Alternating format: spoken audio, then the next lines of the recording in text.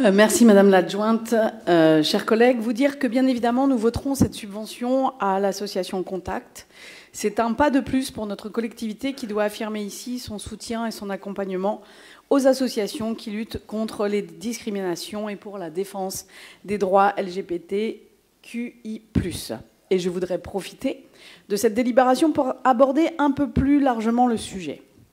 À l'heure où, nous le savons, les idées et les idéologies identitaires de l'extrême droite veulent montrer que l'autre différent est un danger, où le repli sur soi est plus prisé que l'ouverture à l'autre, les conclusions du rapport 2024 de l'association SOS Homophobie sur les LGBT-phobies sont glaçantes et montrent sans appel le nombre croissant d'agressions, plus de 13% en un an, l'augmentation des discriminations et des actes de haine envers les personnes lesbiennes, gays, bi, trans et intersexes.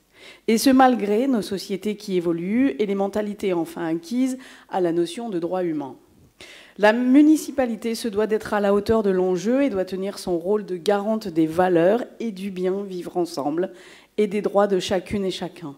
Et cela passe non seulement par l'affirmation d'un soutien plus important à l'ensemble des associations LGBTQI+, mais aussi par une ambition affichée encore plus forte. Monsieur le maire, il existe à l'échelle de notre région 4 centres LGBT.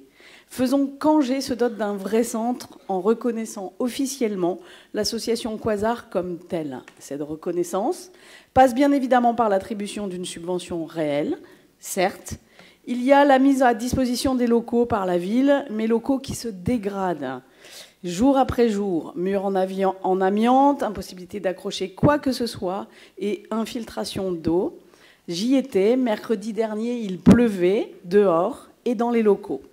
Des locaux donc, et la valorisation du matériel de la Pride, soutien matériel à l'association, mais qu'elle partage avec bien d'autres associations co-organisatrices.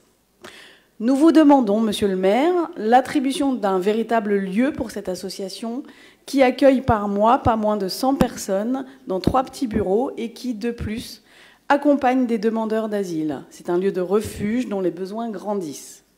Quasar, comme l'association Contact, dont nous votons la subvention, et tant d'autres associations angevines, portent un projet original d'une maison des droits humains. Les associations sont prêtes, soyons ambitieux.